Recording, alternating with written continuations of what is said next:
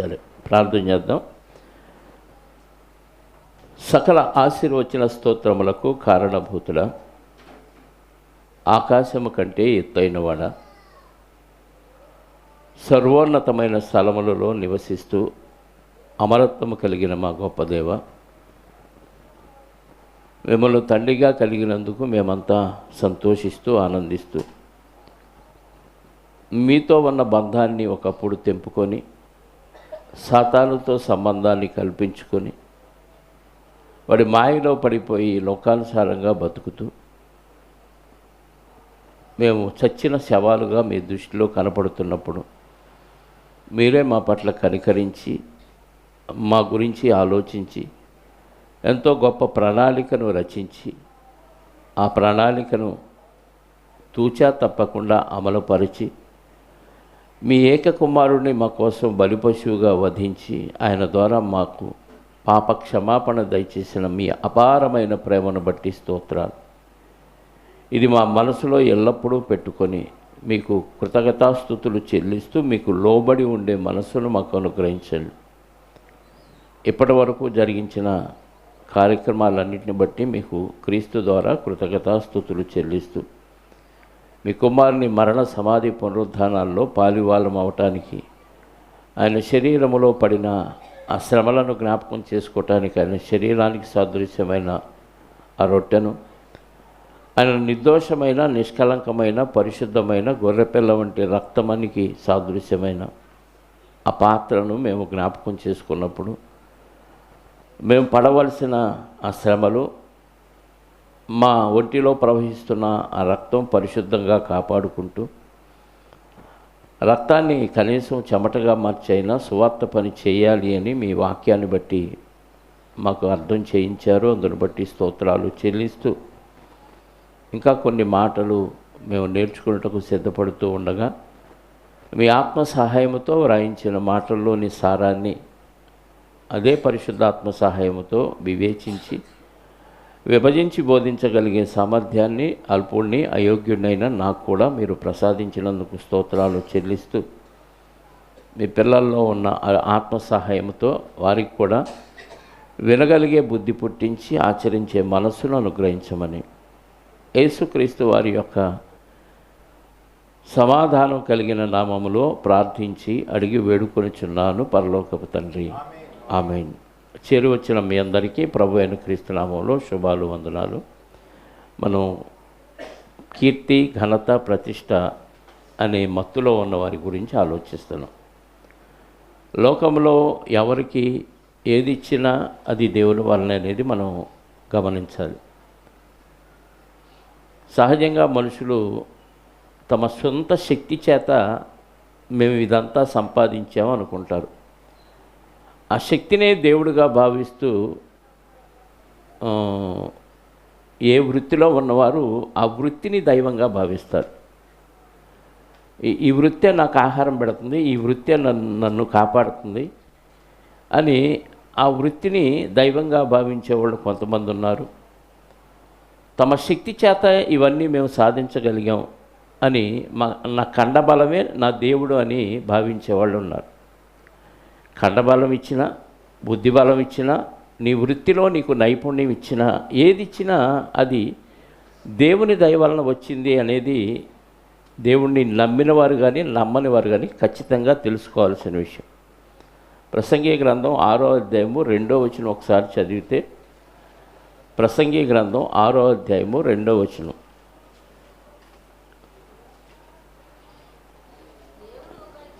దేవుడు ఒకనికి ధనధాన్య సమృద్ధిని ఘనతను అనుగ్రహించును. అంటే దేవుడే ఇస్తాడా? ధనము, ధాన్యము, సమృద్ధి, ఘనత కూడా ఎవరు ఇస్తారంట? దేవుడు ఇస్తాడు. అంటే ఇది నమ్మిన వాళ్ళకి ఇస్తాడా, నమ్మని వాళ్ళకి ఇస్తాడంటే అందరికి ఇస్తాడు. నమ్మిన వారికి ఇస్తాడు, నమ్మని వారికి కూడా ఇస్తాడు. అది దేవుని వలన వచ్చింది అనుకోవాలి. కాకపోతే ఇచ్చిందంతా అనుభవిస్తాడని గ్యారంటీ లేదు. కింద చదివితే అదే మాట ఉంది. అతడు ఏమి కోరినను అది అతనికి తక్కువ కాకుండా అడిగిందంత ఇస్తాడా? అవును ఇస్తాడు. దాన్ని బట్టి అరే నువ్వు ప్రభువుని నమ్ముకున్నా ఒకటే, నేను నమ్ముకోకపోయినా ఒకటే, నువ్వు ప్రార్థన చేస్తే నీ దేవుడు నీకు చేస్తాడో లేదో తెలియదు, కానీ నేను ప్రార్థన చేస్తే నాకు అన్నీ ఇస్తాడు దేవుడు, ఇప్పటిదాకా నేను అడిగిందల్లా చేస్తాడు అంటున్నారు చాలామంది. ఎందుకంటున్నారా అని ఆలోచిస్తే ఎదుగు ఈ వాక్యం దొరికింది. అంటే ఏది అడిగినా ఇస్తాడంటే ఇస్తాడు. ఇచ్చిన దానికి కృతజ్ఞత కలిగి ఉన్నాడా లేదా అనేది ఇంపార్టెంట్, కానీ ఉండరు. అడిగితే ఇచ్చింది దేవుడే అని తెలుసు, కానీ దేవుడు ఇచ్చాడనే ఆ భావం, ఆ కృతజ్ఞతా భావం వాళ్ళల్లో కనిపించదు. ఇచ్చిన దాన్ని ఎంజాయ్ చేస్తారు, అయితే పూర్తిగా వాళ్ళు అనుభవించలేరంట. ఆ మాట చదవండి. అయినను దాన్ని అనుభవించుటకు దేవుడు వారికి శక్తి అనుగ్రహించడు. ఎవడో ఒకడో దాన్ని అనుభవిస్తాడు. అంటే సంపాదించిందంతా నువ్వే అనుభవించలేవు, ఎవరో ఒకళ్ళు అనుభవిస్తారు. మొన్న ఈ మధ్య హైదరాబాదులో ఏ స్టేషన్ అది, చల్లపల్లి స్టేషన్ దగ్గర ఒక తల్లి ఇద్దరు బిడ్డలు తీసుకెళ్ళి రైలు కింద పడి చచ్చిపోయింది. ఆస్తి ఉంది, ఆత్మహత్య చేసుకున్నారు. ఆస్తి ఉంది వాళ్ళకి, మరి ఎవరు అనుభవిస్తారు? ఎవరో ఒకళ్ళు అనుభవించాలి. భర్త ఒక్కడే మిగిలి ఉన్నాడు, ఆయన దుబాయ్లో ఉన్నాడు కాబట్టి బతికాడు, లేకపోతే ఆయన కూడా తీసుకెళ్ళి పెట్టేది రైలు కింద కదా. భర్తలను చంపుతున్నారు భార్యలు, భార్యలను చంపుతున్న భర్తలు, స్నేహితులను చంపుకుంటున్నారు, భయంకరమైన హత్యలు జరుగుతూ ఉన్నాయి, చంపేసుకుంటున్నారు. ఆస్తులన్నీ ఏమైపోతాయంటే ఎవరొకళ్ళు అనుభవిస్తారు. ఫ్యామిలీ యాక్సిడెంట్లో చచ్చిపోతున్నారు, సకుటుంబ సపరివార సమేతంగా ఎక్కడికో వెళ్ళిపోతున్నారు, ఆ ఫంక్షన్ చూసుకుంటున్నారు, వస్తున్నారు, వచ్చేటప్పుడు యాక్సిడెంట్ అయ్యి ఫ్యామిలీ మొత్తం పోతుంది. అన్యుడు దాన్ని అనుభవిస్తున్నాడు. ఎవరికి ఎంత ఇవ్వాలో ఇచ్చేది దేవుడు అన్న విషయం గుర్తుపెట్టుకోవాలి. అందులో ఘనతనిచ్చేది కూడా దేవుడే. ఈ ఇశ్రాయేలీయులు విడిపోయిన తర్వాత ఎవరిని వాళ్ళు పరిపాలించుకుంటున్న రోజుల్లో హిజ్కియా గారు యూదులను పరిపాలిస్తున్న కాలంలో ఈ యూదులు కూడా కొంత అవిధేయత కనపరచడం వలన దేవుడు వారి మీదకి అన్యరాజుల్ని ప్రేరేపిస్తాడు. ఆ అన్యరాజుల్లో ఒక రాజు సన్హెరీబ్ అని ఒక రాజు వస్తాడు. ఒకసారి దినవృత్తాంతముల 2వ గ్రంథం 32వ అధ్యాయాన్ని మనం చూడగలిగితే ఆ రాజుకి ఎంత గర్వం వచ్చిందంటే ఆ ఘనత ఇచ్చింది దేవుడు అన్న విషయాన్ని కూడా పక్కన పెట్టేసి నా శక్తే నా దేవుడు అన్నట్టుగా ఇక నా ముందు ఎవరో పనికిరారు, దేవుడు దిగొచ్చినా సరే నన్ను ఆపలేడనే గర్వం వచ్చింది ఆయన. సినిమాల్లో డైలాగులు వింటాం కదా, ఏమని, దేవుడు దిగొచ్చినా నా చేతిలో నిన్నెవడో విడిపించలేదు. అంటే ఏ ధీమాలో ఉన్నారు వాళ్ళు? అంటే దేవుడి కంటే నాకే శక్తి, అంటే దేవుడు అంటే అసలు కనీస అవగాహన లేదు వాళ్ళకి. దేవుడు అంటే కనీస అవగాహన ఉంటే ఆ పదం అసలు పలకరు. సినిమా వాళ్ళు ఏంటంటే డైలాగ్ బాగుంది, హిట్ అయింది కదా అని అందరూ విజిల్స్ వేస్తారు కదా అని రాసేస్తారు, రాసేసింది హీరోనో ఇంకెవరో పలికేస్తారు. దేవుని శక్తి సామర్థ్యాలు అర్థమైతే ఆ మాట అసలు అనటానికే గుండెలో సరిపోవు, ధైర్యం పుట్టదు. ఎందుకంటే దేవుడు ఈ లోకాలను కలిగించినవాడు, లేని వాటిని ఉన్నట్టుగా పిలిచేవాడు. ఆయన శక్తితోనే ఈరోజు ప్రకృతి నడుస్తుందన్న విషయం వాళ్ళకి అర్థమైతే వాళ్ళు దేవుడితో అలాంటి డైలాగు రాయరు. ఎందుకంటే దేవుడిని సమాజం ఎలాగా చిత్రీకరించిందంటే మనలాంటి మనిషి, ఆయనకు కూడా కాళ్ళు చేతులు అవయవాలన్నీ ఉన్నాయి, ఆయనకు కూడా పెళ్ళిళ్ళు కావాలి, ఆయనకు కూడా ఆహారం కావాలి, ఆయనకు కూడా సంతోషం బాధ ఇవన్నీ ఉంటాయి. ఆయన మనలాంటి మనిషి అనుకుంటూ చూపించారు. కాబట్టి దేవుడు అంటే ఏముందరా, మనకంటే కొద్దిగా శుభమంత్రాన్ని మంత్రాలు చేయగలడు అంతే అని చులకనగా చూడటాన్ని బట్టి దేవుడిని అంత చీపుగా డైలాగులు రాసి మాట్లాడించడం జరిగింది. చదవండి ఆ సన్హెరీబ్ పరిస్థితి. 32వ అధ్యాయం మొదటి నుంచి చదివితే,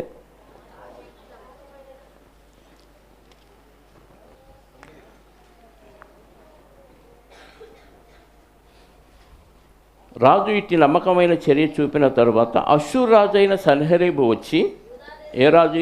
అష్షూరు దేశానికి రాజు సన్హెరీబు వచ్చి యూదా దేశంలో చొరపడి ప్రాకారముల ఎదుట దిగి వాటిని లోబరుచుకొని చూచాను. అంటే యెరూషలేం ప్రాకారాల దగ్గర దిగి దాన్ని స్వాధీనపరచుకోవటానికి చూచాడు. సన్హెరీబు దండెత్తి వచ్చి యెరూషలేం మీద యుద్ధము చేయ ఉద్దేశించి ఉన్నాడని అప్పుడు యూదులను పరిపాలిస్తున్న హిజ్కియా రాజు చూచి పట్టణము బయటనున్న ఓటల నీళ్లను అడ్డవలనని తలచి తన అధిపతులతోనూ పరాక్రమశాలులతోనూ యోచన చేయగా వారు అతనికి సహాయం చేసింది. అంటే ఈ నీటి కాలువల ద్వారా పట్టణంలో ప్రవేశిస్తారు, వాటిని అడ్డగించేశాడు. మిగతా పెద్దలందరూ వచ్చి నీటి కాలువల్ని ఆపేశారు. వాళ్ళు ఆ కాలువ ద్వారా కూడా యెరూషలేము పట్టణంలో ప్రవేశించడానికి అవకాశం లేకుండా చేసేసారు. బహుజనులు పోగై అష్షూరు రాజు రానేలా, విస్తారమైన జలము వారికి దొరకనేలా అనుకొని ఓటలన్నిటినీ దేశం మధ్య గుండా పారుచున్న కాలువలను అడ్డిరి, అంటే అక్కడికక్కడ ఆపేశారు, ఆనకట్టలు వేసేశారు. మరియు రాజు ధైర్యము తెచ్చుకొని పాడైన గోడ యావత్తూ కట్టించి గోపురముల వరకు దాన్ని ఎత్తు చేయించెను. బయట మరి ఒక గోడను కట్టించి దావీదు పట్టణంలో మిల్లో దుర్గములను బాగు చేయించెను. ఈలోపు వాళ్ళు ఆ కోట గోడలు దాటి వస్తారేమోనని పాడైపోయినవన్నిటినీ మళ్ళీ బాగు చేయించాడు. ఎవరు? హిజ్కియా రాజు. మరియు ఈటెలను డాళ్లను విస్తారముగా చేయించెను. జనుల మీద సైన్యాధిపతులను నియమించి పట్టణపు గుమ్మములను పోవు రాజవీధుల్లోనికి వారిని తమ యొద్దకు రప్పించి వారికి ఇలాగూ హెచ్చరిక చేశారు. సైన్యాన్ని పిలిపించి వాళ్ళకి చెప్పాడు, మీరు దిగులు పడకుడి, ధైర్యం విడవకుడి. అష్షూరు రాజుకైనను అతనితో కూడా సైన్యమునకైనను మీరు అస్సలు భయపడవద్దు, ఎందుకంటే విస్మయం అందవద్దు. అతనికి కలిగి ఉన్న సహాయము కంటే ఎక్కువ సహాయం మనకు కలదు. అతనికి ఉన్న సహాయం కంటే మనకి ఎక్కువ హెల్ప్ ఉంది. ఎలాగంటే మాంస సంబంధమైన బాహువే అతనికి అండ, అంటే మనుషులే అతనికి అండ. మాంస సంబంధమైన బాహు అంటే అది గుర్రాలు కావచ్చు, జంతువులు ఏదైనా కావచ్చు, మనుషులు కావచ్చు, ఈ శరీర సంబంధమైన వాళ్ళే అతనికి అండ. కానీ మనకు సహాయము చేయుటకు, మన యుద్ధములను జరిగించుటకు మన దేవుడైన యెహోవా మనకు తోడుగా ఉన్నాడని చెప్పగా జనులు యోధారాజైన హిజ్కియా చెప్పిన మాటల యందు నమ్మిక ఉంచిరి, నమ్మేశారు. ఇదే మాట నేను మీతో చెప్తే, మనకి బయట నుంచి ఎవ్వరికి మీరు భయపడొద్దు, ఆడి జీతం ఈయనన్నా, నీకు పని కొడతానన్నా, ఏది చేస్తానన్నా నువ్వు భయపడొద్దు, దేవుడు మనల్ని కాపాడుతాడు, దేవుడు మనల్ని పోషిస్తాడు అని అన్నాం అనుకోండి. 3 రోజులు మీరు పనులకి వెళ్లకుండా మందిరంలోనే ఉండండి, వాక్యం చెప్తాను, సెమినార్ పెడదాం అన్నాం అనుకోండి, ఏం చేస్తారు చెప్పండి? పని పాట లేకుండా, ఈయనకేం పని లేదు, మాకు కూడా పని లేకుండా జడగొడతాడా అంటారు. దేవుడు పోషిస్తాడనే నమ్మకం మనకు ఉండదు. ఇప్పుడే 2 గంటల్లో 1 గంట అయిపోగానే మళ్ళీ బయటికి వెళ్ళి రావటం, రిలాక్స్, ఇంటర్వెల్ లాగా. ఇది 2 గంటలు పట్టుమని కూర్చోలేరు. రోజంతా పెడితే ఇది మన వల్ల ఏ పని కాదు. కాళ్ళు చాపుకునేవాళ్ళు కాళ్ళు చాపుకుంటారు, లేచి కూర్చునేవాళ్ళు లేచి కూర్చుంటారు, గుంజీలు తీసేవాళ్ళు గుంజీలు తీస్తారు కదండి. లోపల కూర్చుంటే ఇరికైద్దని బయట కూర్చుంటున్నారు. అంటే బయట అయితే ఫ్రీడమ్ అంతా, ఎటోళ్ళని అటు చూసుకోవచ్చు, ఒక చెవి ఇటేయచ్చు, ఒక చెవు వదిలేయచ్చు. ఇక్కడికి వచ్చేది ఎందుకు? కాసేపు అన్న ప్రశాంతంగా దేవుని సన్నిధిలో ఉండి దేవుని వాక్యాన్ని విని మన జీవితాలకు అన్వయించుకొని పాటించడానికి. ఇంట్లో ఉండి ఏ వాక్యమైనా వినొచ్చు, యూట్యూబ్లో బోల్డ్ ఉన్నాయి, లేదా ఇదే లైవ్ పెడితే ఆ ఇంట్లో ఉండి హ్యాపీగా వినొచ్చు. ఇక్కడికి వచ్చే ఉపయోగం ఏముంది? ఇంకా దేవుని సన్నిధిలో నమ్మకం కలగాలి. దేవుడు మనకి ఏదైనా చేయగలడు. ఆయన వాక్యం నేను కాదు, ఇక్కడ ఎవరు చెప్పినా, ఇక్కడుండి ఎవరు చెప్పినా వ్యక్తి కాదు ముఖ్యం. ఎవరు ముఖ్యం? ఆ నోట్లో నుంచి వచ్చే దేవుని వాక్యం ముఖ్యం. అది మన జీవితాలను నడిపిస్తుంది. హిజ్కియా గారు కాదు అక్కడ ముఖ్యం. హిజ్కియా గారు చెప్పిన మాట వాళ్ళకి బలాన్ని ఇచ్చింది, నమ్మకాన్ని ఇచ్చింది. ఏమంది? మనకి దేవుడు మనకు సహాయం, వాళ్ళకి మాంస సంబంధమైన సహాయం ఉంది, మనకి ఆత్మ సంబంధమైన సహాయం ఉంది. దేవుడు వాళ్ళ చేతిలోంచి మనల్ని విడిపిస్తాడు అనగాని అందరికీ ఏమొచ్చిందంట? నమ్మకం వచ్చిందంట. ఇది అయిన తర్వాత అష్షూరు రాజు అయిన సన్హెరీబు తన బలగమంతటితో లాకీషును ముట్టడి వేయిచుండి యెరూషలేమునకు యూదారాజైన హిజ్కియా యొద్దకును యెరూషలేమునందున్న యూదా వారి అందరి యొద్దకు తన సేవకులను పంపి ఇలాగూ ప్రకటన చేయించాను. అంటే ఒక మాటలో చెప్పాలంటే వార్నింగ్ ఇచ్చాడు. ఏమని? అష్షూరు రాజైన సన్హెరీబు సెలవిచ్చినదేమనగా, సహజంగా ఈ పదం దేవుడు వాక్యాన్ని చెప్పే వాళ్ళకి ఇస్తాడు, వర్తమానం చెప్పే వాళ్ళకి ఇస్తాడు దేవుడు. నీ దేవుడైన యెహోవా సెలవిచ్చినదేమనగానే దేవుడు రాయిస్తాడు. కానీ ఇక్కడ అదే యాంగిల్లో అష్షూరు రాజు ఏం చెప్తున్నాడు? అష్షూరు రాజైన సన్హెరీబు సెలవిచ్చినదేమనగా, దేన్ని నమ్మి మీరు ముట్టడి వేయబడిన యెరూషలేములో నిలుచుచున్నారు? కరువు చేతను దాహము చేతను మిమ్మల్ని చంపుటకై మన దేవుడైన యెహోవా అష్షూరు రాజు చేతిలో నుండి మనలను విడిపించునని చెప్పి హిజ్కియా మిమ్మల్ని ప్రేరేపించుచున్నాడు కదా. అంటే ఈ వార్త అష్షూరు రాజుకి వెళ్ళిపోయిందా? హిజ్కియా గారు యూదులందరినీ పిలిపించి ఏ మాటలైతే చెప్పాడో వాళ్ళకి మాంస సంబంధమైన సహాయం ఉంది, మనకైతే దేవుని సహాయం ఉందని చెప్పిన వార్త ఎక్కడికి వెళ్ళిపోయింది? బయటికి వెళ్ళిపోయింది. అంటే యెరూషలేము చుట్టూ వీళ్ళు ముట్టడి వేశారు. వీళ్ళు బయటికి వెళ్ళటానికి లేదు, బయట నుంచి యూదులైన వారు యెరూషలేములోకి రావటానికి లేవు. ఎందుకంటే పట్టణం చుట్టూ పెద్ద కోటగోడలు ఉన్నాయి. ఇక ఉన్న ఆహారం తిని అక్కడ బతకటమే.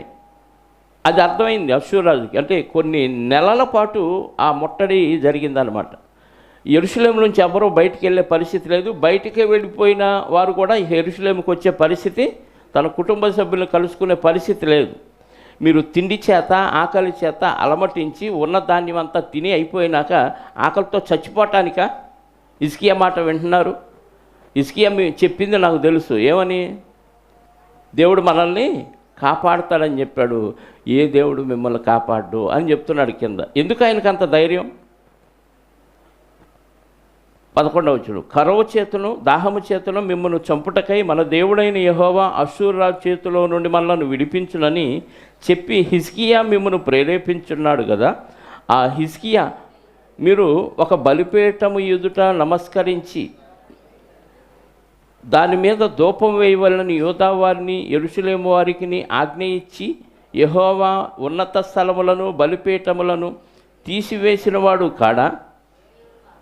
అంటే హిజ్కియా రాజు అవగానే చేసిన కార్యక్రమం ఇక్కడ చెప్తున్నాడు. ఆయన రాజు అవగానే మిగతా ఎక్కడ బలిపీఠాలు ఉన్నా మొత్తం నాశనం చేయించాడు. యెరూషలేములోనే మీరు బలులు అర్పించాలి, ఇంకెక్కడ అర్పించకూడదని శాసనం చేసి తన వారిని అందరినీ పోగు చేసి మొత్తాన్ని తీసేయించాడు. అది అష్షూరు రాజు జ్ఞాపకం చేసి, ఆ హిజ్కియా కదా ఈయన ఈ మాట చెప్తుంది. నేనును నా పితరులను ఇతర దేశముల జనులందరికీ ఏమేమి చేసితమో మీరు ఎరుగరా? అంటే అష్షూరు రాజు చరిత్ర ఎక్కడి దాకా వ్యాపించింది? యెరూషలేములో వారికి కూడా తెలిసింది. అంటే ఈయన కాక ఈయన తాత ముత్తాతలు కూడా అందరినీ జయించారనమాట. మిగతా దేశాలందరినీ జయించారు. ఆ కీర్తి అంతటా పాకింది. మీకు కూడా తెలుసు కదా అంటున్నారు యెరూషలేము వాసులకు వర్తమానం చెబుతూ. మేమును మా పితరులు ఇతర దేశముల జనులందరికీ ఏమేమి చేసితమో మీరు ఎరుగరా? ఆ దేశ జనులు దేవతలు వారి దేశమును నా చేతిలో నుండి ఏమాత్రమైనను రక్షింపచాలి ఉండేనా? వాళ్ళ దేశము వాళ్ళ దేవతలు నా చేతిలో నుండి ఏమాత్రమైన రక్షించనియా? అంటే వాళ్ళ దేవతల కంటే ఎవరు శక్తిమంతులు? నేనే శక్తిమంతునని ఇండైరెక్ట్గా చెప్తున్నాడు. మీ దేవుడు మిమ్మును నా చేతిలో నుండి విడిపింపగలడు అనుకొనుటకు నా పితరులు బొత్తిగా నిర్మూలము చేసిన ఆయా దేశస్థుల సకల దేవతలలో తన జనులను నా చేతిలో నుండి విడిపింపగలిగిన దేవుడొక్కడైనను ఉండెనా? అంటే ఏ దేవుడు వాళ్ళ చేతిలో నుంచి నా చేతిలోంచి వాళ్ళని కాపాడలేకపోయాడు? ఇంతమంది దేవీ దేవతలే వాళ్ళని కాపాడలేనప్పుడు మీ దేవుడు కాపాడుతాడని హిజ్కియా చెప్పిన మాట మీరు నమ్ముతారా? అంటే ఈ దేవుణ్ణి ఎలా అనుకున్నాడు? ఇశ్రాయేలు దేవుడిని ఏమనుకున్నాడు సన్హెరీబు?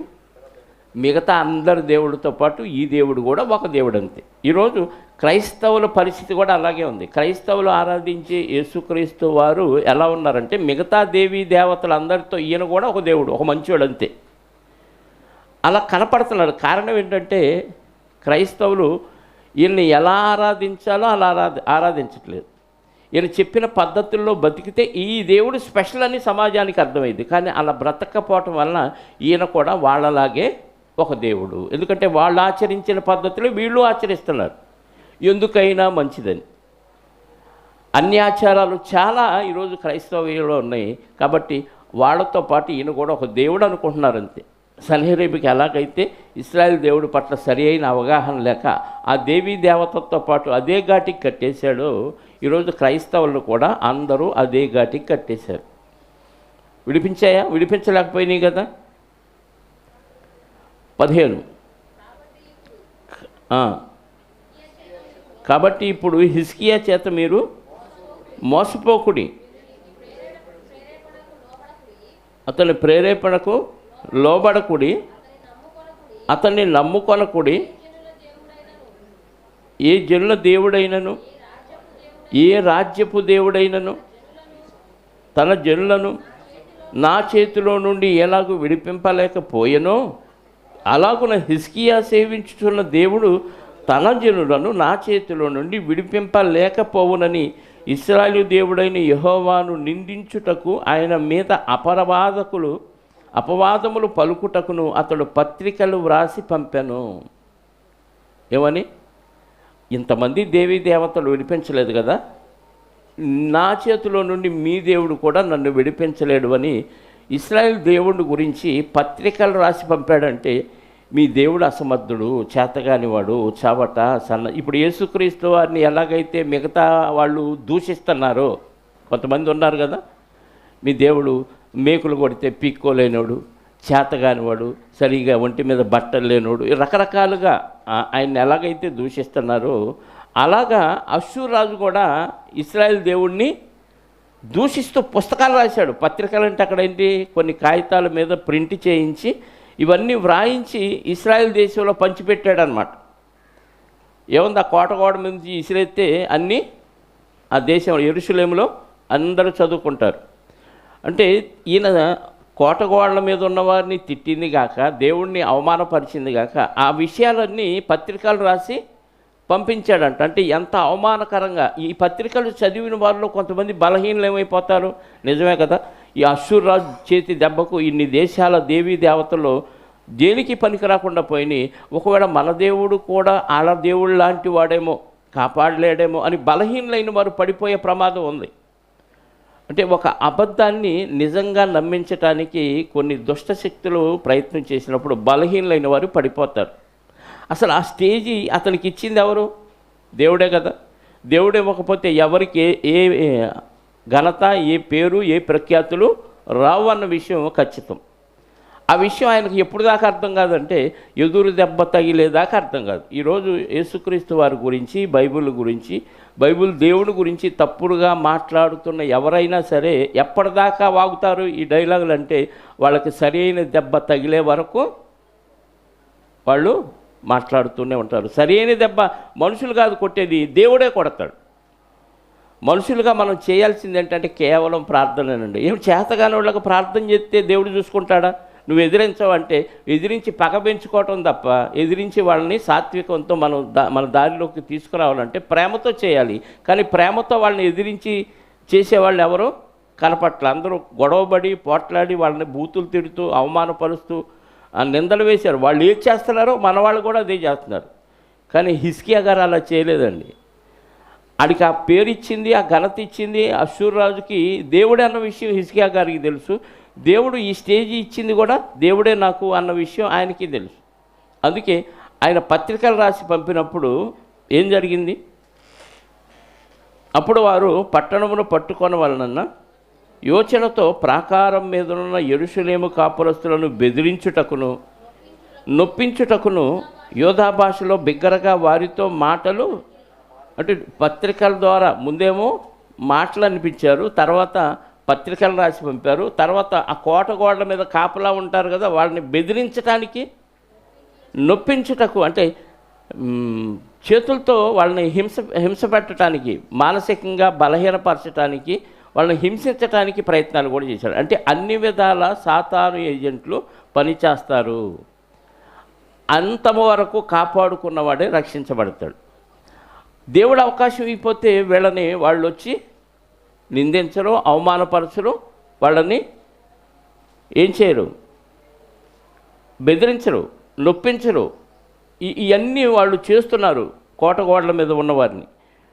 మరియు వారు మనుషుల చేతి పని అయిన భూజనుల దేవతల మీద తాము పలికిన దోషలను యెరూషలేము యొక్క దేవుని మీద కూడాను, మనుషుల చేతి పని అయిన దేవతలు అంటే ఇవి మనుషుల మట్టి మెదడులో నుంచి పుట్టుకొచ్చిన ఆకారాలు అంటున్నాడు ఇక్కడ. వాళ్ళని ఎలాగైతే దూషించారో, ఏ పదాలైతే ఆ దేవుడి దేవతలకు వాడారో అదే పదాలని, అదే బూతుల్ని ఈ ఇశ్రాయేల్ దేవుడి మీద కూడా ఉపయోగించారు వాళ్ళు. మరి దేవుడు చూస్తూ ఎందుకు కోరుకున్నాడంటే ప్రతిదానికి సమయం ఉంటుంది. తగిన సమయంలో ఎవరిని ఎలా మొత్తాలో దేవుడికి బాగా తెలుసు. అందుకే పర్మిషన్ ఇస్తాడు, తెలుసుకుంటారేమోనని చూస్తాడు. తెలుసుకోకపోతే ఒకానొక రోజు దెబ్బ కొడతాడు. మనకైనా అన్యులకైనా ఇదే న్యాయం దేవుడు చేసేది. దేవుడు ఓర్చుకుంటున్నాడు కదా అని దీర్ఘశాంతాన్ని అలుసుగా తీసుకున్నాం అనుకోండి, దెబ్బ తగిలేదాకా మనం దారిలోకి రావు. దెబ్బ కొడతాడు, కాకపోతే ఆలస్యం అవుతుంది అంతే. ఎందుకు ఆలస్యం అవుతుందంటే ఆయన ప్రేమ అంత గొప్పది. ఆయన దీర్ఘశాంతం ఎందుకు ఆయనంటే ప్రేమ ఉంది కాబట్టే ఓర్చుకుంటున్నాడు. అదే ఒక్కసారి చూసి చూసి చూసి ఒకేసారి కొడితే, ఒకవేళ తిప్పుకోలేని దెబ్బ కొట్టాడు అనుకో, ప్రాణమే పోతే ఇంకా అవకాశం లేదు. లేదు తిప్పుకునే దెబ్బ కొట్టాడు అనుకో, అప్పటికైనా సరి చేసుకుంటామేనని. అలాంటి దెబ్బ కొట్టినా మారినోళ్ళు చాలామంది ఉన్నారు. కానీ ఈ అశ్షూరు రాజుని ఇంకా తిరిగి కోలుకోలేని దెబ్బ కొట్టాడు దేవుడు. ఎందుకంటే హిజ్కియా గారు ఎదిరించలా. హిజ్కియా గారు ప్రార్థన చేశాడు. చదువుదాం కిందకి.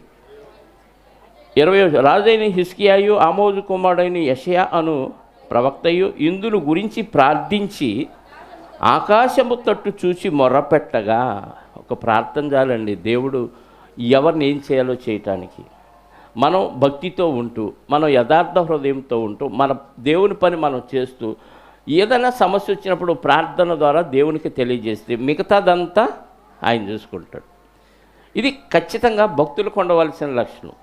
మనం ఎదిరించి గొడవబడి పోట్లాడి వాళ్ళలో ఇంకా ఉక్రోషాన్ని పెంచటమే తప్ప ఏమాత్రం వాళ్ళను మార్చే ప్రయత్నం చేయకపోగా వాళ్ళని ఇంకా తీవ్రవాదులుగా తీర్చడానికి మనమే కారణమవుతున్నాం. అందుకే మనం చేయాల్సింది ఏంటంటే ప్రార్థన చేయాలి. ఆకాశం తట్టు మొరపెట్టగా యెహోవా ఒక దూతను పంపెను. ఎంతమంది? ఒక దూత చాలు అశ్షూరు సైన్యం మొత్తాన్ని నాశనం చేయటానికి. అంటే చిన్న టెక్నిక్ వాడితే చాలు. ఒక్క దూతను పంపాడంట దేవుడు. అతడు అశ్షూరు రాజు దండులోని పరాక్రమశాలులు అందరినీ, సేవా నాయకులను, అధికారులను నాశనము చేయగా. ఇది పరాక్రమశాలులు, సేవా నాయకులు, అధికారులు, ఇంతమందిని ఒక దూత వచ్చి నీ బంగారు దూతలు నా మంచం చుట్టూ కాపలా పెట్టాయి అంట. ఒక దూత చాలదు నీ కాపలాకి. దూతలు కావాలి. మళ్ళీ ఎలాంటి దూతలు? గోల్డెన్ బంగారపు దూతలు కావాలంట. ఒక్క దూత వచ్చి ఎంతమందిని నాశనం చేసింది? మామూలు వాళ్ళన? పరాక్రమశాలుల్ని, సేవా నాయకుల్ని, అధికారులను నాశనం చేయగా అశ్షూరు రాజు సిగ్గునొంది. మరి పేలాడు, ప్రేలాపనలో పేలాడు. దేవుడు తలుచుకుంటే ఈ ప్రేలాపనలో దేనికి అన్నీ బాగున్నప్పుడు ఏ డైలాగ్ అన్నా వచ్చిందండి. ఒక్కసారి దేవుడు మొత్తాడా, అవయవాలు క్షీణించేటట్టు చేశాడా, ఆ డైలాగ్ ఇంకా రాదు. అంత పౌరుషంగా, అంత ఉక్రోషంగా, అంత రోషంగా వచ్చిన గొంతు పెగలక దీనంగా అడుక్కునే స్థితిలోనికి మార్చేస్తాడు. ఈరోజు యేసుక్రీస్తు వారి గురించి ఎవరెవరైతే నిందలు వేస్తూ ఇలా ప్రేలాపన పేలుతున్నారో, క్రైస్తవులందరూ ఐకమత్యంగా వాళ్ళ గురించి ప్రార్థన చేస్తే చాలు, దేవుడు ఏం చేయాలో అది చేస్తాడు. కానీ వీళ్ళు అలా చేయట్లా. ఏం చేస్తున్నారు? వాళ్ళు ఎదురిస్తూ, వాళ్ళు దూషిస్తూ, వాళ్ళు ఎలాంటి అవమానకరమైన మాటలు మన దేవుడి గురించి మాట్లాడుతున్నారో వీళ్ళు కూడా వాళ్ళ దేవీ దేవతల గురించి, ఆ వ్యక్తుల గురించి మాట్లాడటం వల్ల చేయవలసిన కార్యక్రమం దేవుడు చేయకుండా సైలెంట్ అయిపోతుంది. మనం సైలెంట్ అయితే ఆయన చూసుకుంటాడు పని. హిజ్కియా గారు ప్లస్ ప్రవక్తను పెట్టుకొని, యెషయా గారిని పెట్టుకొని ప్రార్థన చేసి ఆకాశము తట్టు చూసి మొరపెడితే దేవుడు ఎంటర్ అయ్యాడు. ఒక దూతను పంపించాడు. దూత వెళ్ళి ఏం చేశాడు? సేవా నాయకుల్ని, మహాబల పరాక్రమ కలిగిన వారిని, అధికారులను నాశనము చేయగా అశ్షూరు రాజు సిగ్గునొందిన వాడై తన దేశమునకు తిరిగి పోయెను. అంతటా అతడు తన దేవుని గుడిలో చొచ్చినప్పుడు వాళ్ళ దేవుడు గొప్పోడు అనుకుంటున్నారు, నేనే గొప్పోడు అనుకుంటున్నాడు. అప్పటిదాకా ఆయన పరిస్థితి ఏంటి?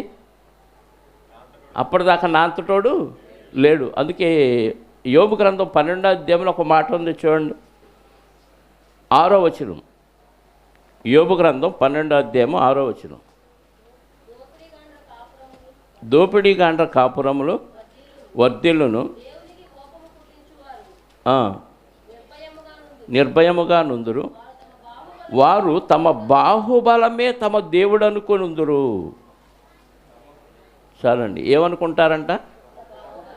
నా కండ, నా తెలివితేటలు, నా బలం నా దేవుడు.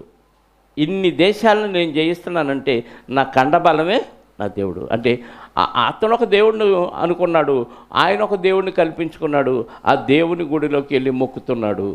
మొక్కుతున్న సమయంలో ఏం జరిగింది? అతని కడుపున పుట్టిన వారే అతన్ని అక్కడ కత్తి చేత చంపిరే. ప్రమాదం బయట ఉందనుకున్నాడు. ప్రమాదం ఎక్కడుంది? ఇంట్లోనే ఉంది.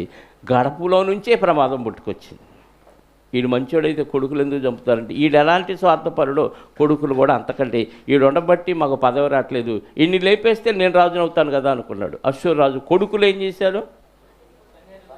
చంపారు. కత్తితో కసకస పొడి చంపేశారు.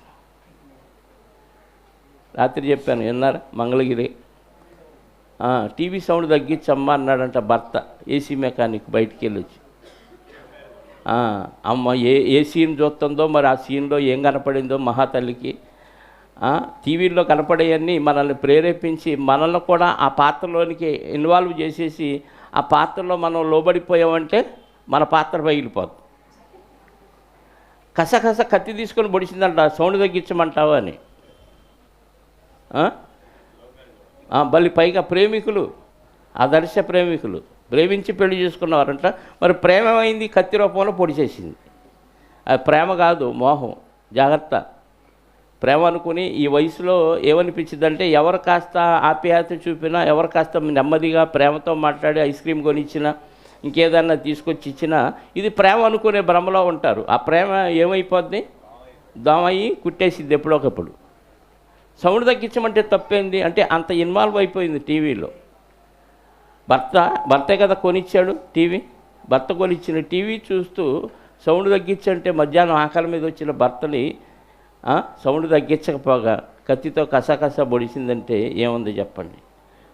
ప్రేమ ఇది. మరి కన్నబిడ్డలు ఎందుకు పొడిచారు? స్వార్థం. అది నమ్ముకుంది నిజమైన దేవుణ్ణి కాదు. ఆ పోస్ట్ ఇచ్చింది కూడా దేవుడు అన్న విషయం అశ్షూరు రాజుకి తెలియదు. అందుకే ఎవరికి ఏది ఇచ్చినా అది దేవుని దయ వలన వచ్చింది అనుకోవాలి. 5:19 చదువుతాం. ప్రసంగి ఎప్పుడు కదా, ఇప్పుడు 6:2 చదివాం. ఒకనికి ధనధాన్య సమృద్ధిని ఇచ్చి ఆ ఇచ్చిన దాని యందు అనుభవించుటకు, తన భాగం అనుభవించుటకు వీలు కలుగజేసిన ఎడల అది దేవుని ఆశీర్వాదం వలన వచ్చింది అనుకోవాలి. నా సొంత ఆలోచన, నా సొంత శక్తి, నా కండబలం అనుకుంటే చాలా బుద్ధిహీనత. ఏదో ఒక రోజు నీ కండబలమే నిన్ను నాశనం చేసింది. అతనికి ఆ స్థితి దేవుని ఆశీర్వాదం వలన కలిగింది అనుకోవాలి. చదువుదాం 32 దినవృత్తాంతాల 2వ గ్రంథం 22వ వచనం. ఈ ప్రకారము యెహోవా హిజ్కియాను యెరూషలేము కాపురస్తులను అశ్షూరు రాజైన సన్హెరీబు చేతిలో నుండి అందరి చేతిలో నుండి రక్షించి అన్ని వైపులా వారిని కాపాడినందున అనేకులు యెరూషలేములో యెహోవాకు అర్పణలను, యూదారాజైన హిజ్కియాకు కానుకలను తెచ్చి ఇచ్చిరి. అందువలన అతడు అప్పటి నుండి సకల జనముల దృష్టికి ఘనత నొందిన వాడైన. ఇప్పుడు హిజ్కియాకి ఘనతనిచ్చింది ఎవరు? దేవుడు. ఎందుకు ఇంత ఘనత వచ్చిందంటే, మహాఘనత వహించిన ఆ అశ్షూరు రాజైన సన్హెరీబునే ఈయన మట్టు పెట్టాడు.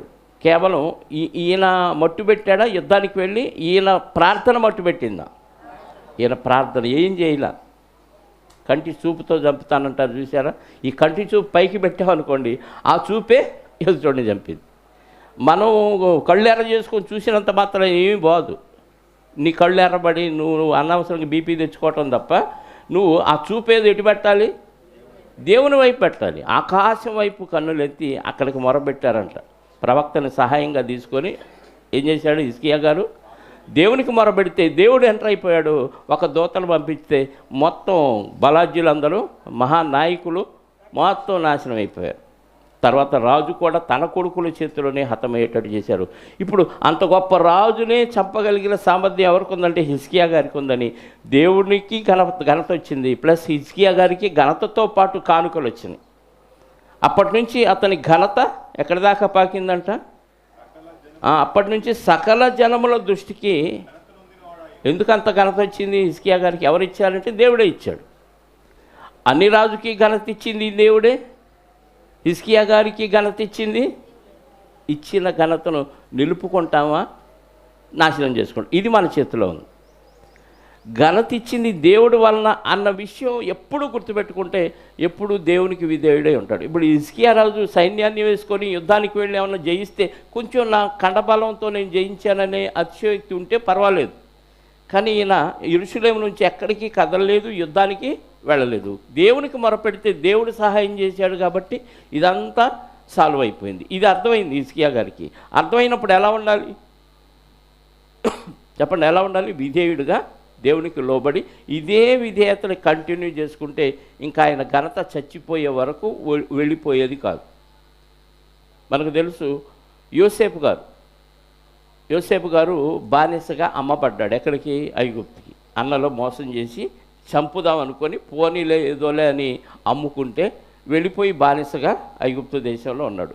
బానిస బ్రతుకు ఎలా ఉంటుందంటే ఈ రోజుల్లో మనం ఏదైనా ఒక వస్తువును కొనుక్కుంటే ఆ వస్తువుని మన ఇష్టానుసారంగా ఎలా ఉపయోగించుకుంటామో మనుషులను కూడా డబ్బులు పెట్టి కొనుక్కొని వాళ్ళ ఇష్టానుసారంగా వాడుకునేవాడు. వాళ్ళకు ఒక మనసు ఉంటుంది, వాడు మానవత్వం కలిగిన వాడు, మనలాంటి మానవుడే అన్న ఆలోచన వాళ్ళకు ఉండదు. ఇది ఒక వస్తువు, ఒక గేదె, ఒక పశువును కొంటే దాన్ని మన ఇష్టానుసారంగా బర్రెన బాదినట్టు ఎలా పోతామో మనుషులను కూడా అలా తన్ని సంఖ్యలు వేసి పని చేయించుకునేటప్పుడు సంఖ్యలు తీసేవాళ్ళు, పని అయిపోయినాక మళ్ళీ గేదెలు కట్టేసినట్టు గొలుసులతో కట్టేసేవాడు. అంత హీనంగా చూసే స్థితిలో యోసేపు గారు అమ్మబడిన పరిస్థితుల్లో ఆయన భయభక్తులు కలిగి దేవుని ఇష్టాన్ని నెరవేరుస్తూ దేవుడిని ఎల్లప్పుడూ విడిచిపెట్టకుండా ఉన్నాడు. కాబట్టి ఆయన భక్తి అతనికి ఏం చేసింది?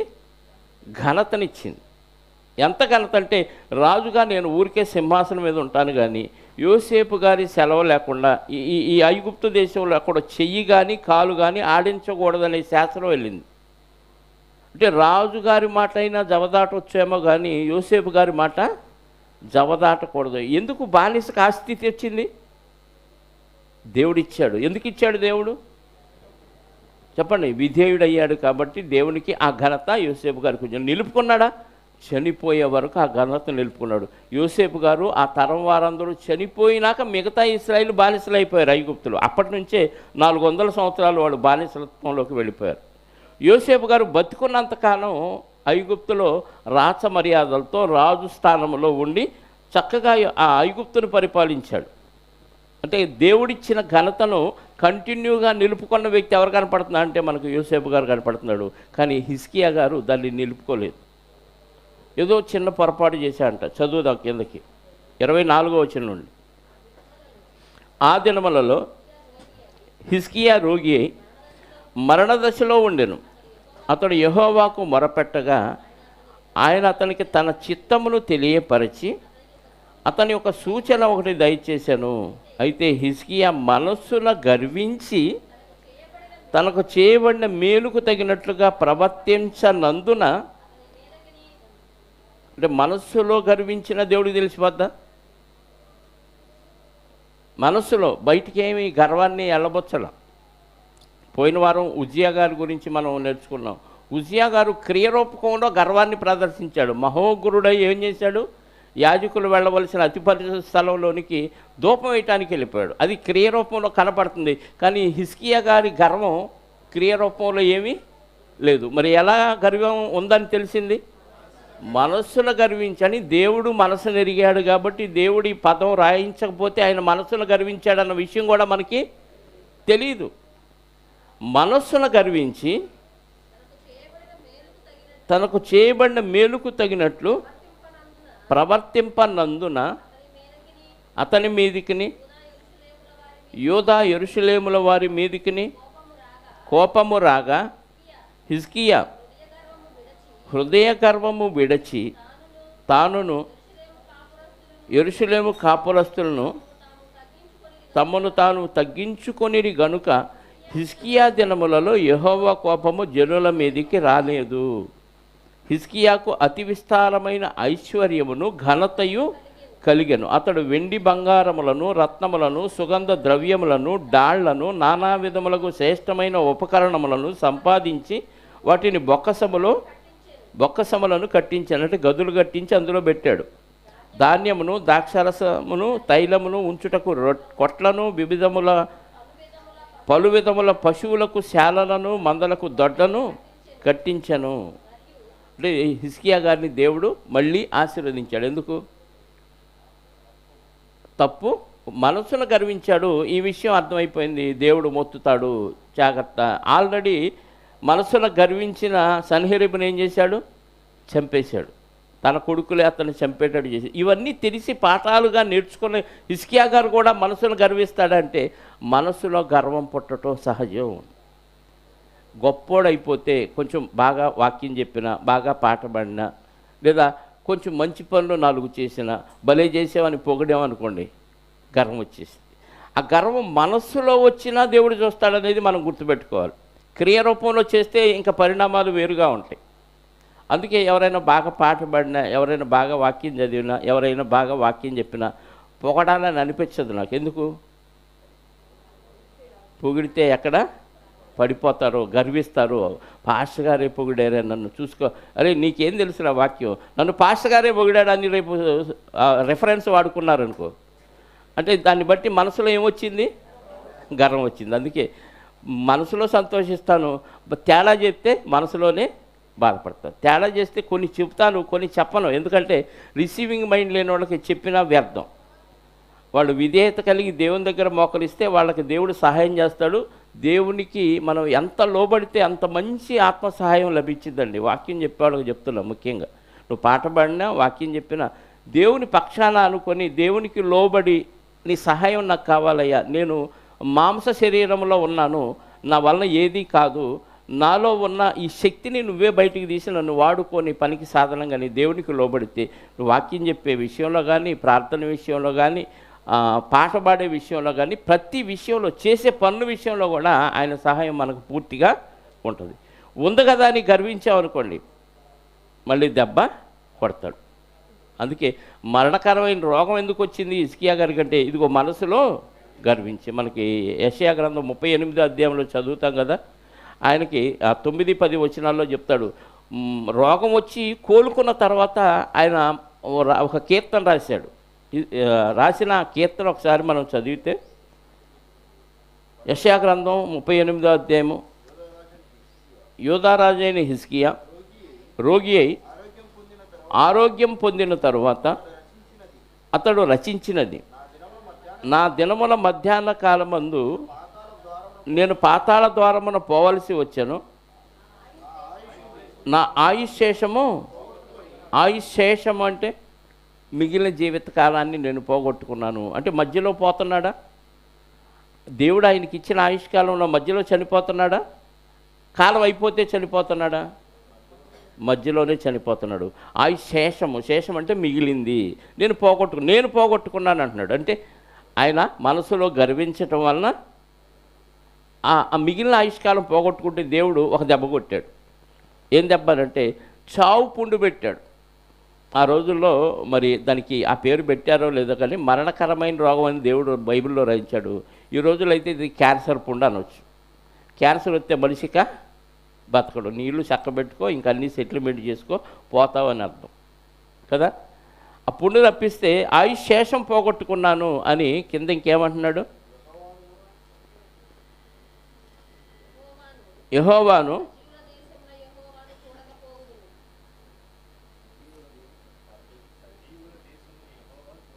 సజీవుల దేశమున యెహోవాను చూడకపోవుదును. చాలమ్మ 10వ వచనం చదువు. నా దినముల మధ్యాహ్న కాలమందు నేను పాతాళ ద్వారమున, మధ్యాహ్న కాలం అన్నాడు, ఆయుశేషం అన్నాడు. అంటే సగం రోజుల్లోనే ఆయన చనిపోబోయే పరిస్థితి వచ్చింది. కారణం ఏంటంటే ఇప్పుడు దినవృత్తాంతాల్లో మనం చదివాం, మనస్సున గర్వించాడు. ఈ స్థితిని దేవుడిచ్చాడు. నువ్వు ఏ స్థితి అన్నాడు, మనం సరిగ్గా ప్రభువుని నమ్మినా నమ్మకపోయినా నువ్వు ఒక స్టేజ్లో ఉన్నావంటే అది దేవుడిచ్చాడు. దానికోసం నువ్వు బతకూడదు. కీర్తి, పేరు, ఘనతల కోసం మనం బతకూడదు. అది దేవుడిస్తే దేవునికి మహిమ వచ్చే విధంగా బతకాలి. ఈ స్థితిలో నేనున్నానంటే, పాట పాడతాం కదా, ఈ స్థితిలో ఉన్నానంటే, ఇంకా బతికున్నానంటే, అవి పాట అయితే పాడతాం కానీ మా శక్తి వలన, మా తినే ఆహారం వలన మేము బతుకున్నాం అనుకుంటున్నారు. రోడ్డు పక్కన కాలువల్లో నీళ్లు తాగుతూ, ఇస్తిరాకుల్లో ఆహారం తింటూ ఆరోగ్యంగా బతుకుతున్న వాళ్ళకు కూడా ఆయన కృప వల్లనే వాళ్ళు బతుకున్నారు. నువ్వు మినరల్ వాటర్లో కూడా నలకలు ఉన్నాయని చూసుకొని తాగినా నీకు రోగం వచ్చింది కదా. దేవుని కృప ఉంటే నువ్వు మురికి నీళ్ళు తాగినా నువ్వు ఆరోగ్యంగా ఉంటావు. దేవుని కృప లేకపోతే నువ్వు మంచి ఆరోగ్య సూత్రాలు అన్నీ పాటించిన ఆ మంతెన సత్యనారాయణ, ఏల్చూరో ఇంకెవరో ఉన్నారుగా, వీళ్ళందరూ నియమాలు పాటించిన పోయే కాలం వస్తే పోతానే ఉంటాం, మాయరోగం వస్తుంది. అందుకే 91 కీర్తనలు, గాఢాంధకారపు లోయల్లో నేను సంచరించిన ఏ అపాయం, అసలు అక్కడికి ఎందుకు వెళ్ళాలంటే దేవుని పని మీదే వెళ్ళాలి. ఊరికి దొంగతనం చేయడానికి చీకట్లోకి వెళ్ళకూడదు. అక్కడికి వెళ్తే ప్రమాదం. అట్లా వెళితే దేవుని పని మీద గాఢాంధకారపు లోయల్లోకి వెళ్తే నీకు అపాయం రాదు. ఎందుకు? ఆయన కాపుదల మనకు ఉంటుంది కాబట్టి ఏ స్థితిలో దేవుడు ఉంచాడో ఆ స్థితిలో మనం గర్వపడకుండా, లోకం అంటే గర్విస్తుంది, దానికోసం ఎన్నో సాహసాలు చేస్తుంది, ఎన్నో శరీరాన్ని నలకొట్టుకొని ఎంతోమంది చనిపోయిన వారు ఉన్నారు. ఎందుకు? గుర్తింపు కోసం. 10 మందిలో అబ్బా వాడు భలే బాడీ బిల్డర్రా, భలే కరాటే ఫైటర్రా, భలే రన్నింగ్ మ్యాన్ రా, భలే హై జంపర్ రా, భలే వాలీబాల్, భలే క్రికెట్ మ్యాన్, ఇలా గొప్పగా చెప్పుకుంటారు. వీడి స్థానంలో మరొకడు 4 రోజులకు వస్తాడు. ఎంతకాలం ఉంటుంది ఈ పేరు? కొద్ది కాలం ఉంటుంది. కానీ దేవుడి విషయంలో ఘనత ఉందనుకోండి, శాశ్వత కాలం ఈ ఘనత నీకు పరలోకాన్ని ఇస్తుంది. అది కానీ ఇక్కడ పోగొట్టుకుంటే, ఇక్కడ ఘనత కోసం అక్కడ ఘనతలు పోగొట్టుకుంటే మనకంటే దౌర్భాగ్యులు ఎవరు ఉండరు. సన్హీబు రాజు వాళ్ళ తాత ముత్తాతలు కూడా, పితరులందరూ కూడా ఇలా దేశాలన్నింటినీ జయించుకుంటూ వెళ్ళారంట. ఈ సన్హీబు రాజు ఒక్కడే కాదు, వాళ్ళు కూడా అలాగే పోయి ఉంటారు.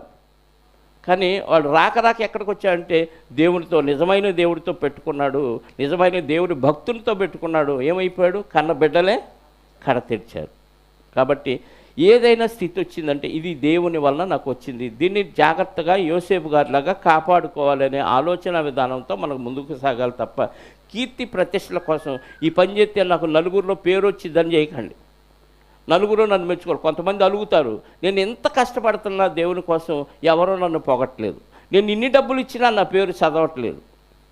ఇలాంటి ఆలోచనలు చాలామంది ఉంటారు. నువ్వు చేసే ప్రతి పని దేవుడు చూస్తున్నాడు, వ్రాసుకుంటాడు, తగిన ఫలం, తగిన జీతం ఆయన ఇస్తాడు అనే నిరీక్షణతోనే మనం పేరు చేయాలే తప్ప జనాల్లో మెప్పు కోసమో, పేరు ప్రఖ్యాతుల కోసమో, పొగడ్తల కోసమో, కీర్తి కోసమో మనం చేయకూడదు. దేవుని చిత్తమైతే మరొక భాగం వచ్చేవారం మాట్లాడుకుందాం, ప్రార్థన చేసుకుందాం.